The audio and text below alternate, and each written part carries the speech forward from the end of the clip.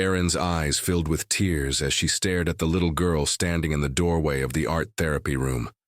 Copper-red hair, green eyes like emeralds, a yellow butterfly hairclip. It was impossible. Completely impossible. This was the child from her dreams, the one who had haunted her sleep for 7 years. The girl's lips moved, forming words that made Erin's blood run cold. "You took a long time, Mama. I kept calling you." How could this child know her? How could she exist outside of Erin's subconscious mind? And why did it feel like they'd known each other forever?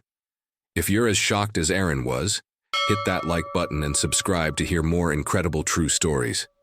And tell us in the comments, where are you watching from right now? For 7 years, Erin Morrison had lived with a secret she told no one. At 34, she was a respected art teacher in Portland, Oregon, with a quiet life and a small circle of friends. But several nights each week, she experienced something that defied explanation. She dreamed of a little girl she'd never met. The same child over and over again. In every dream, the girl stood alone, reaching out with small hands, her voice echoing across an impossible distance. "Mama, find me," she would whisper. "I'm waiting for you." Erin would wake gasping, tears streaming down her face, her heart aching with a loss she couldn't understand. How could she miss someone who didn't exist? She tried everything to make the dreams stop. She saw therapists who suggested the visions represented unfulfilled desire for motherhood. Nothing worked. If anything, the dreams intensified.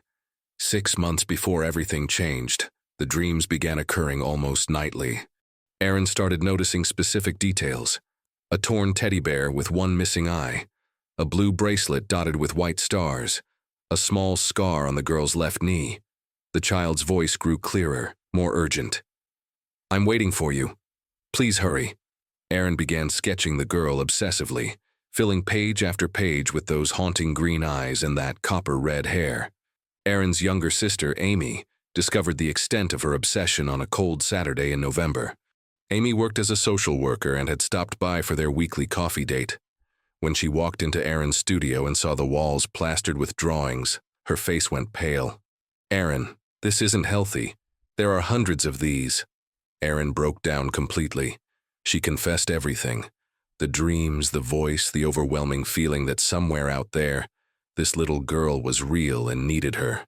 Amy sat quietly for a long moment, studying the drawings. Then she said something that changed everything. "I work with the foster system. What if you're supposed to find her?" Erin laughed bitterly. "Amy, she's not real. I'm losing my mind." But Amy shook her head firmly. "Maybe it's time you looked into adoption." The idea terrified Erin, but Amy persisted, and 2 weeks later, Erin found herself pulling up to St. Catherine's Children's Home on a dreary afternoon. The Victorian building loomed before them, its windows glowing warmly against the gray sky. Erin's heart pounded so hard she could hear it in her ears. Mrs. Helena Pritchard, the director, was a stern woman in her 60s with kind eyes. She led them through corridors filled with children's artwork and the sound of distant laughter. They met several children that afternoon. 4-year-old twins Marcus and Maya Donovan performed an enthusiastic dance routine. Shy teenager Jasper Cole showed them his collection of hand-carved wooden animals. Each child was beautiful, but Erin felt no special connection. She was about to give up when Mrs. Pritchard paused at the end of a quiet hallway. "There's one more child. She's special, very reserved. Charlotte came to us 3 years ago under unusual circumstances." Erin's skin prickled. Mrs. Pritchard opened a door to reveal a small art therapy room filled with afternoon light. And there she was. Time stopped. Erin couldn't breathe. The girl from her dreams sat on the floor, surrounded by crayons and paper. A yellow butterfly hair clip holding back her copper-red hair. A torn teddy bear sat beside her. Erin's vision blurred with tears.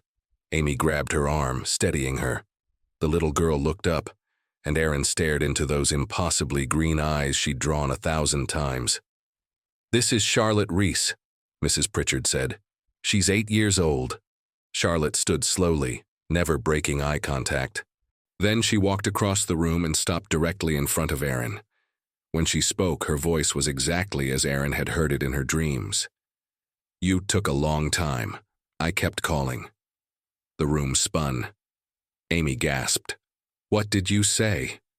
Aaron choked out. Charlotte tilted her head, studying Aaron's face. I called you every night. In the dreams, didn't you hear me? Aaron's knees buckled. You dreamed about me? Charlotte nodded. Every night for a long time. You were always looking for me. Mrs. Pritchard insisted they move to her office. Charlotte sat beside Aaron on the couch, close but not touching. Mrs. Pritchard pulled out Charlotte's file. 3 years earlier, a fire station had found Charlotte wandering alone at night, completely disoriented. She was approximately 5 years old, with no identification, no memory of her name or where she'd come from. Police investigations led nowhere. It was as if she'd appeared from thin air. For her first year at St. Catherine's, Charlotte barely spoke. Dr. Samuel Garrett, the orphanage's art therapist, slowly coaxed her out of her shell. But Charlotte retained no memories of her life before. Mrs. Pritchard pulled out a manila folder. There's something you need to see. She spread dozens of drawings across her desk. Aaron's breath caught. Every single one depicted the same woman. Tall, with long dark hair, wearing the distinctive turquoise pendant Aaron wore every day. She's been drawing this woman for 3 years, Mrs. Pritchard said, her professional composure cracking. Amy pulled out her phone, showing Mrs. Pritchard photos of Aaron's studio, wall after wall of sketches of Charlotte. Mrs. Pritchard compared the dates. Many of Aaron's drawings predated Charlotte's arrival at the orphanage. The implications hung in the air, impossible and undeniable. Dr. Garrett was called in immediately. He examined both sets of drawings with intense focus. He questioned Aaron about her dreams, asked Charlotte about hers. The parallels were uncanny. Charlotte described details of Aaron's apartment she couldn't possibly know. The yellow kitchen walls, the wind chimes on the balcony, even Picasso the cat, whose name she knew without being told. Finally, Dr. Garrett removed his glasses. In 20 years of practice, I've never encountered anything like this. Some connections transcend our current understanding. The question is, what are you going to do about it? Aaron didn't hesitate. I want to adopt her.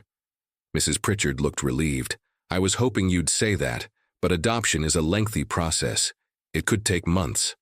Charlotte slipped her small hand into Aaron's, and for the first time in 7 years, Aaron felt complete. The next 3 months were a whirlwind of paperwork and assessments. Amy became Aaron's fiercest advocate. Aaron visited Charlotte every single day, and each visit revealed new, impossible connections. Charlotte knew things no stranger could know, that Aaron had broken her arm at age 7, about the small tattoo on her ankle, songs Aaron had written that no one else had heard. But just as approval neared, disaster struck. A wealthy couple from Seattle, the Vanderhoffs, submitted an application for Charlotte. On paper, they were perfect. Successful professionals, a large home, financial security. But Charlotte's reaction was visceral. She refused to speak during their visits, hiding behind Aaron. After their 3rd visit, Charlotte had a panic attack so severe she couldn't breathe. The Vanderhoff's attorney, Patrick Thornhill, threatened legal action. He claimed Aaron had inappropriately influenced Charlotte. He painted Aaron as unstable, a single woman who suffered from delusions. The case went before Judge Barbara Sinclair. Aaron's case looked weak. She had less money, less space, less traditional structure. But Amy testified, presenting the timeline with precision. Dr. Garrett explained the psychological bond he'd witnessed. Mrs. Pritchard broke protocol, openly advocating for Aaron. In 30 years, I've never seen a child and an adult belong together more completely. Judge Sinclair requested a private meeting with Charlotte. For 20 minutes, the courtroom waited in silence. When the judge returned, her eyes were red. She looked at the Vanderhoffs. Your family is impressive. Under normal circumstances, I would approve your application without hesitation. The Vanderhoffs smiled. Aaron's heart sank. However, Charlotte told me that Miss Morrison is her mother. Not will be, is, she said. I don't remember before the fire station, but my heart remembers her. Please don't take me away again. The judge's voice broke. That word haunts me. Again. I don't understand this connection. I don't need to. Separating them would cause irreparable harm. She brought down her gavel. Adoption approved for Aaron Morrison. Aaron sobbed. Charlotte ran into Aaron's arms. "We found each other," Aaron whispered. Charlotte pulled back, her green eyes shining. "I knew you'd come." 3 weeks later, Aaron brought Charlotte home. The moment Charlotte walked through the door, she gasped. "It's exactly like I saw it." She walked straight to the kitchen, running her hand along the yellow walls. She found the wind chimes without being directed. When Picasso appeared, Charlotte dropped to her knees. "Hello, Picasso," she said softly. Aaron hadn't told her the cat's name. That night, Aaron tucked Charlotte into bed. "Mama," Charlotte said, testing the word. "We don't have to dream anymore, do we? We're home." Aaron kissed her daughter's forehead. "Yes, baby, we're home. Finally home." 1 year later, Charlotte thrived in 3rd grade, excelling in art and making friends easily. The nightmares had vanished. Neither had experienced the dreams since they'd met. Amy visited every Sunday, proudly claiming the title of world's best aunt. Aaron often thought about those 7 years of searching. Some souls are meant to find each other. Science couldn't explain it. It simply was. Charlotte had been calling across whatever mysterious distance separated them, and Aaron had been listening, even when she didn't understand. On the 1st anniversary, they returned to St. Catherine's. Mrs. Pritchard embraced them both. "You two give me hope." They painted together in the art room where they'd first met. As they packed to leave, Charlotte turned to Aaron.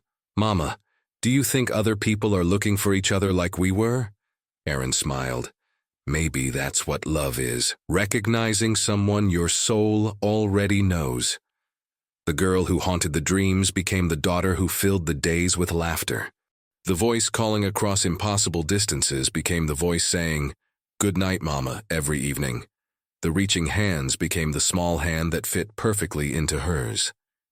If this story touched your heart, share it with someone who believes in the power of connection. Sometimes the impossible is just destiny waiting to happen.